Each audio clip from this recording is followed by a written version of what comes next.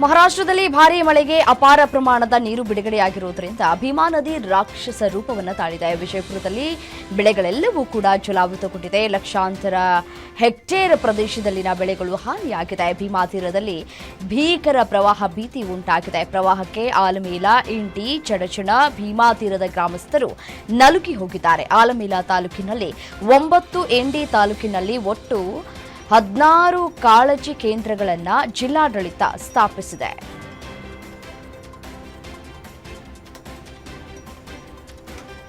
ಯಾದಗಿರಿ ಜಿಲ್ಲೆಯಲ್ಲಿ ವರುಣನ ಆರ್ಭಟ ಮುಂದುವರೆದಿದೆ. ಪ್ರವಾಹದ ಭೀತಿ ಎದುರಾಗಿದ್ದು ನಾಯ್ಕಲ್ ಗ್ರಾಮದ ರಾಜ್ಯ ಹೆದ್ದಾರಿ ಸಂಪೂರ್ಣ ಜಲಾವೃತಗೊಂಡಿದೆ. ಸಿಂದಗಿ ಕೊಡಂಗಲ್ನ ರಾಜ್ಯ ಹೆದ್ದಾರಿ ಸಂಪರ್ಕ ಬಂದ್ ಆಗಿದೆ. ನದಿ ತೀರದ ಗ್ರಾಮದಲ್ಲಿ ಡಂಗೂರಿ ಸಾರಿ ಸಾರ್ವಜನಿಕರಿಗೆ ಎಚ್ಚರಿಕೆಯನ್ನು ನೀಡಲಾಗಿದೆ. ಶಹಾಪುರದ ಬಲಕಲ್ ಸೇರಿ ವಿವಿಧ ಗ್ರಾಮದಲ್ಲಿ ಜಿಲ್ಲಾಡಳಿತದಿಂದ ನದಿ ತೀರಕ್ಕೆ ತೆರಳದಂತೆ ಜನರಿಗೆ ಎಚ್ಚರಿಕೆಯನ್ನು ನೀಡಲಾಗಿದೆ.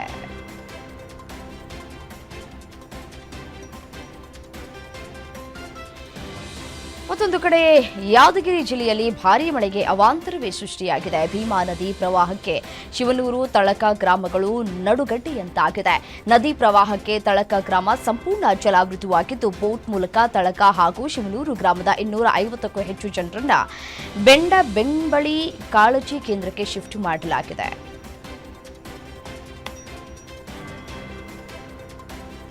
ಯಾದಗಿರಿ ಜಿಲ್ಲೆಯಲ್ಲಿ ಭೀಮಾ ನದಿಯ ಜಲಪ್ರವಾಹದ ದೃಶ್ಯ ಡ್ರೋನ್ ಕ್ಯಾಮೆರಾದ ಕಣ್ಣಲ್ಲಿ ಸೆರೆಯಾಗಿದೆ. ವಡಗೇರ ತಾಲೂಕಿನಲ್ಲಿರುವ ಗುರುಸಣಗಿ ಬ್ಯಾರೇಜ್ನಿಂದ ಈಗಾಗಲೇ 4 ಲಕ್ಷ ಕ್ಯೂಸೆಕ್ ನೀರು ಬಿಡುಗಡೆ ಮಾಡಲಾಗಿದೆ. ನೀರಿನ ರಭಸಕ್ಕೆ ರೈತರ ಸಾವಿರಾರು ಎಕರೆ ಪ್ರದೇಶದಲ್ಲಿ ಬೆಳೆದ ಬೆಳೆ ಹಾನಿಯಾಗಿದೆ. ಭೀಕರ ಪ್ರವಾಹಕ್ಕೆ ರೈತರ ಬೆಳೆ ಹಾನಿಯಾಗಿರುವ ದೃಶ್ಯವನ್ನು ಡ್ರೋನ್ ಕ್ಯಾಮೆರಾದಲ್ಲಿ ಸೆರೆ ಹಿಡಿಯಲಾಗಿದೆ.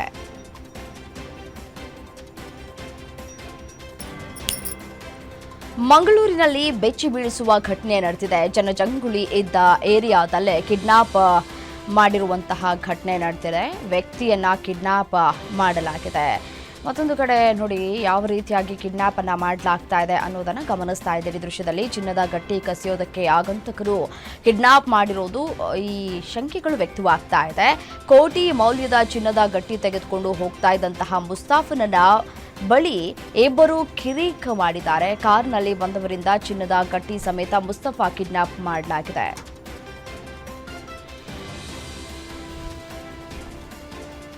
ಮಹಾಮಳೆಯ ಆರ್ಭಟಕ್ಕೆ ಉತ್ತರದಲ್ಲಿ ಕೃಷ್ಣೆ ಮತ್ತು ಭೀಮಾ ಮುನಿಸಿಕೊಂಡಿವೆ. ಉತ್ತರ ಕರ್ನಾಟಕದ ಕೆಲ ಜಿಲ್ಲೆಗಳಲ್ಲಿ ಬಹಳ ಸಮಸ್ಯೆಗಳನ್ನು ತಂದೊಡ್ಡಿವೆ. ಭೀಕರ ಪ್ರವಾಹಕ್ಕೆ ಕಲಬುರಗಿ ಹಾಗೂ ರಾಯಚೂರು ಜನರು ಕಂಗಾಲಾಗಿದ್ದಾರೆ. ಜಿಲ್ಲೆಯಲ್ಲಿ ನಿರಂತರವಾಗಿ ಮಳೆ ಸುರಿದ ಹಿನ್ನೆಲೆ ಕೃಷ್ಣಾ ನದಿಯ ಮಹಾರಾಷ್ಟ್ರದ ಉಜನಿ ಹಾಗೂ ನೀರು ಜಲಾಶಯದಿಂದ ಹೆಚ್ಚಿನ ಪ್ರಮಾಣದ ನೀರನ್ನು ರಿಲೀಸ್ ಮಾಡಲಾಗಿದೆ.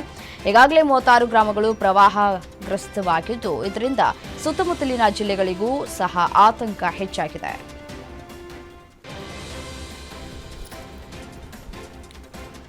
ಇನ್ನು ಕರಾವಳಿ ಜಿಲ್ಲೆಗಳಲ್ಲಿ ಹಗುರದಿಂದ ಸಾಧಾರಣ ಮಳೆಯಾಗುವ ಸಾಧ್ಯತೆ ಇದೆ. ಉತ್ತರ ಒಳನಾಡಿನ ಬಾಗಲಕೋಟೆ, ಬೆಳಗಾವಿ, ಬೀದರ್, ಧಾರವಾಡ, ಗದಗ ಮತ್ತು ಯಾದಗಿರಿ ಜಿಲ್ಲೆಗಳಲ್ಲಿ ಹಲವೆಡೆ ಹಗುರದಿಂದ ಸಾಧಾರಣ ಮಳೆಯಾಗುವ ಸಾಧ್ಯತೆ ಇದೆ.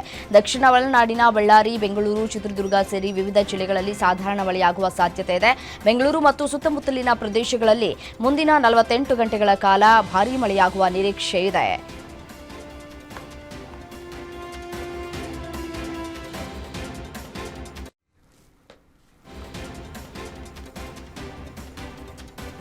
ಉತ್ತರ ಕರ್ನಾಟಕ ಭಾಗದಲ್ಲಿ ಭಾರೀ ಮಳೆಯಿಂದ ಅವಾಂತರ ಸೃಷ್ಟಿಯಾಗಿದ್ದು ರಾಜ್ಯ ಸರ್ಕಾರದ ವಿರುದ್ಧ ಮಾಜಿ ಸಿಎಂ ಬೊಮ್ಮಾಯಿ ಕಿಡಿಕಾರಿದ್ದಾರೆ.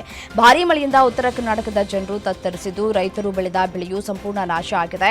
ಕೃಷಿ ಇಲಾಖೆ ಇಲ್ಲಿಯವರೆಗೂ ಪ್ರಾಥಮಿಕ ಸರ್ವೆ ಮಾಡಿಲ್ಲ. ಇಷ್ಟೆಲ್ಲ ಆದರೂ ಯಾವುದೇ ಮಂತ್ರಿಗಳು ಪ್ರವಾಹ ಪೀಡಿತ ಪ್ರದೇಶಕ್ಕೆ ಭೇಟಿ ನೀಡಿಲ್ಲ. ಕಲ್ಯಾಣ ಕರ್ನಾಟಕದ ರೈತರನ್ನ ಈ ಸರ್ಕಾರ ನಿರ್ಲಕ್ಷಿಸಿದೆ. ರೈತರ ಪಾಲಿಗೆ ರಾಜ್ಯ ಸರ್ಕಾರ ಸತ್ತಿದೆ ಅಂತ ಹೇಳಿ ಸಂಸದ ಬಸವರಾಜ ಬೊಮ್ಮಾಯಿ ಆಕ್ರೋಶವನ್ನು ಹೊರಹಾಕಿದ್ದಾರೆ.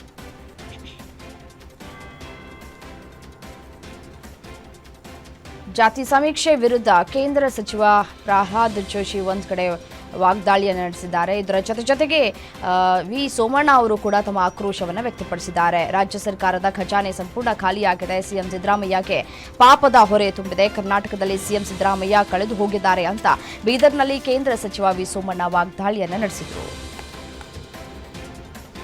ಬಟ್ಟೆ ಇನ್ನೂ ತಣ್ಣಗಾಗಿಲ್ಲ, ಹಿಂದೂಗಳಿಗೆ ಅನ್ಯಾಯ ನಡೀತಾ ಇದೆ ಅಂತ ಕಾರ್ಯಕರ್ತರು ಆಕ್ರೋಶವನ್ನು ವ್ಯಕ್ತಪಡಿಸಿದ್ದಾರೆ. ಹಿಂದೂ ಕಾರ್ಯಕ್ರಮದಲ್ಲಿ ಪ್ಲೇ ಕಾರ್ಡ್ ವಶಪಡಿಸಿಕೊಂಡಿದ್ದ ಪೊಲೀಸರ ವಿರುದ್ಧ ಕಿಡಿಕಾರಿದ್ದಾರೆ.